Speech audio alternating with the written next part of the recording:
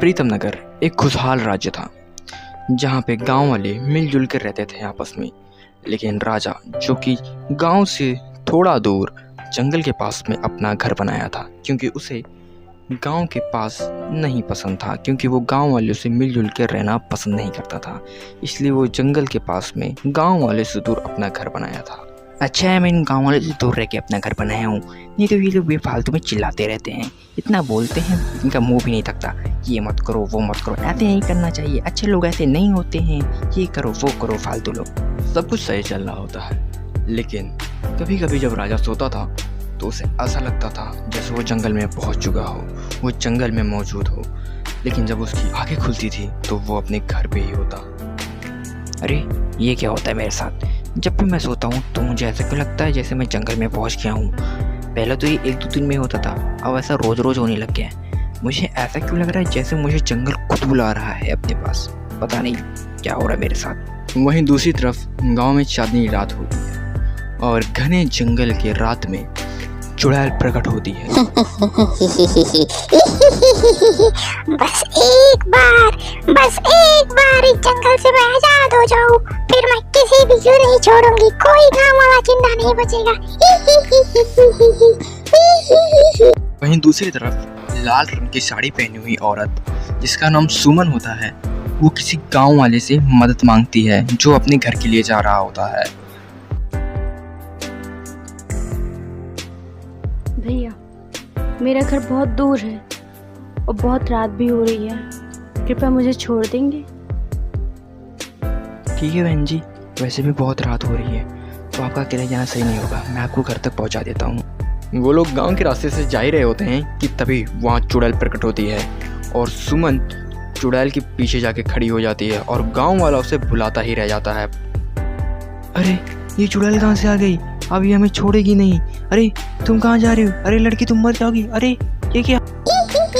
इंसान, तू अभी तक नहीं समझा, यही तुझे यहाँ तक ले आई है ताकि मैं तुझे खा सकूं। चुड़ैल की ये बात सुनकर गांव वाला तो बिल्कुल हक्का बक्का रह जाता है, लेकिन तभी सुमन भी अपना गुनाह कबूल कर लेती है।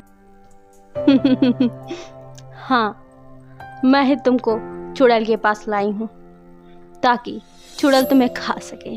और फिर चुड़ैल उसके पास उड़ते हुए आती है और बड़ी होकर के उसके मुंडी को तोड़ के फुटबॉल की तरह उछाल के उसे खा जाती है। और फिर वो सुमन के पास जाती है और सुमन से एक और आदमी को लेके आने को कहती है ताकि वो उसे भी मार करके खा सके। सुमन, तुम मुझे एक और आदमी के बलि ला के दो ताकि मैं इस श्राप से आजाद हो सकूं। ये काम थोड़ा जल्दी करना। हाँ। और फिर सुमन अपना अगला शिकार तलाश करने के लिए निकल पड़ती है। सुमन अपने शिकार की तलाश में राजा के घर के पास पहुंच आती है और अपने मन ही मन सोचती है कि अरे ये घर कितने पास है जंगल के, मेरी नजर क्यों नहीं पड़ी?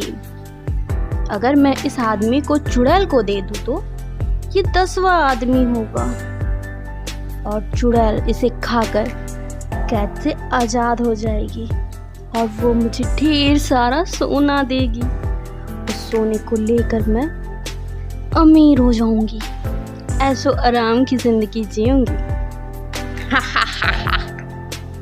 वहीं दूसरी तरफ चुड़ैल जंगल में किसी को कोस रही होती है। तांत्रिक, तेरा नाश मिटे, आज तेरी ही वजह से मैं इस जंगल से बाहर नहीं जा सकती। अगर मैं जा सकती तो इस गांव का कोई एक भी इंसान जिंदा नहीं बचता, मैं सबको मार डालती। 2 साल पहले। तांत्रिक, तू मुझे नहीं मार सकता है। मुझे पता है कि मैं तुझे मार नहीं सकता हूँ चुड़ैल, पर मैं तुझे कैद तो कर सकता हूँ ना।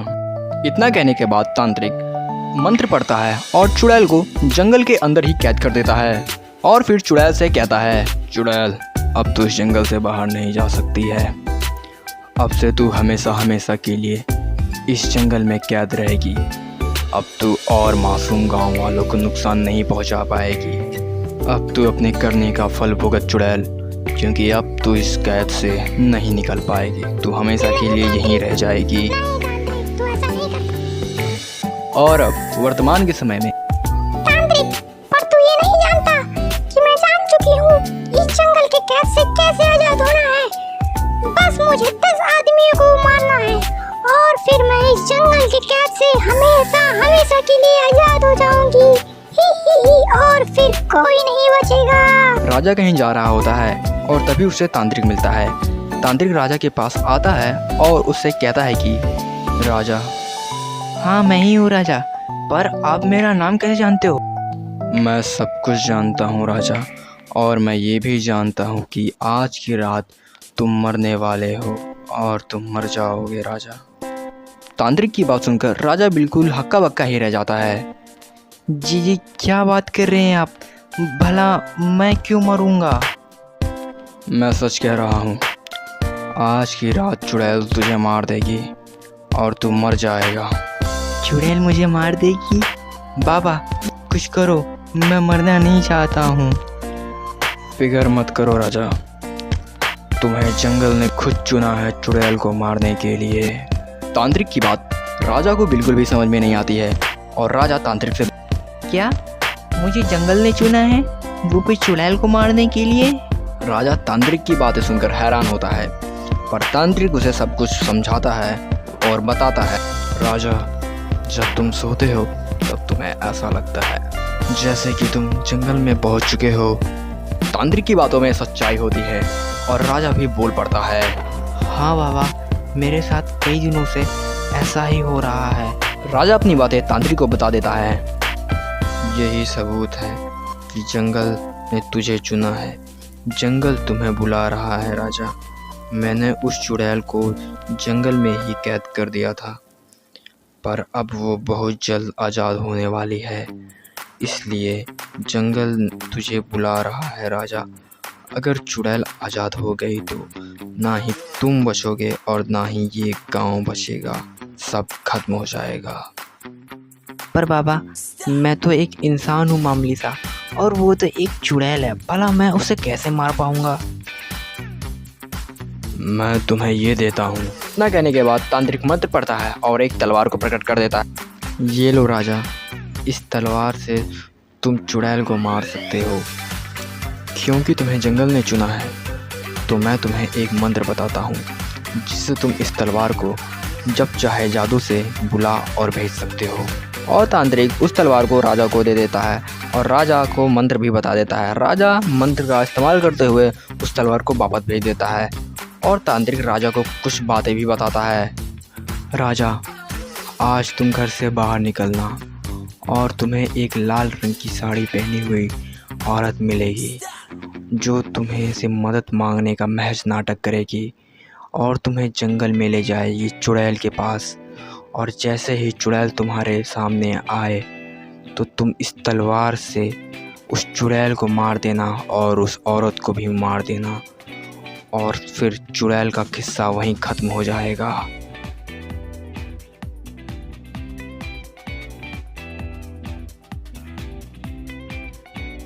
राजा अपने घर के अंदर लाल रंग की साड़ी पहनी हुई औरत यानी कि सुमन का इंतज़ार कर रहा होता है और तभी वो सोचता है, यहाँ पे खड़े होकर उसका इंतज़ार करने से कुछ नहीं होने वाला, मुझे उसे खुद जाके ढूंढना पड़ेगा, वरना वो और मासूम लोगों को ऐसे ही मारती रहेगी।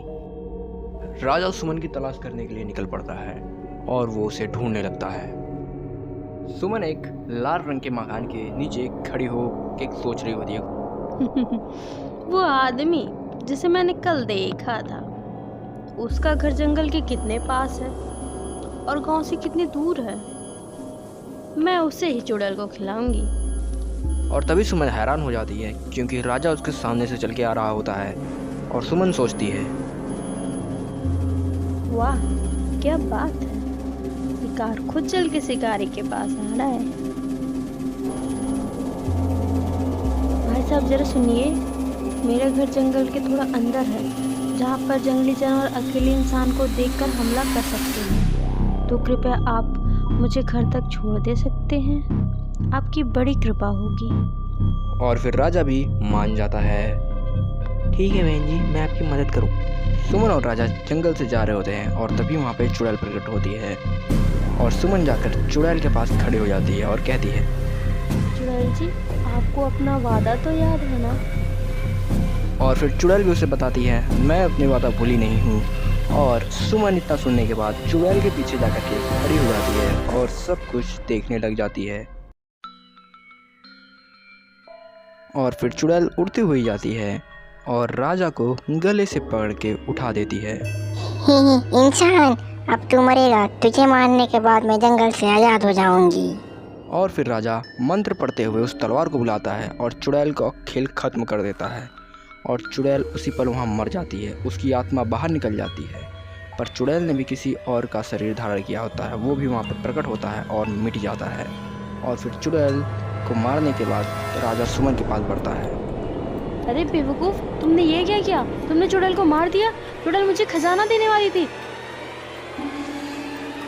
पर राजा उसे भी मार देता है और इस तरह से जंगल का रहस्य खत्म हो जाता है। चुड़ैल के मरने के बाद राजा को फिर कभी भी जंगल के बुरे सपने नहीं आते थे। दोस्तों, अगर हमारी ये वीडियो पसंद आई हो तो लाइक करना और हम कहीं खो ना जाएं इस भीड़ में तो सब्सक्राइब कीजिएगा।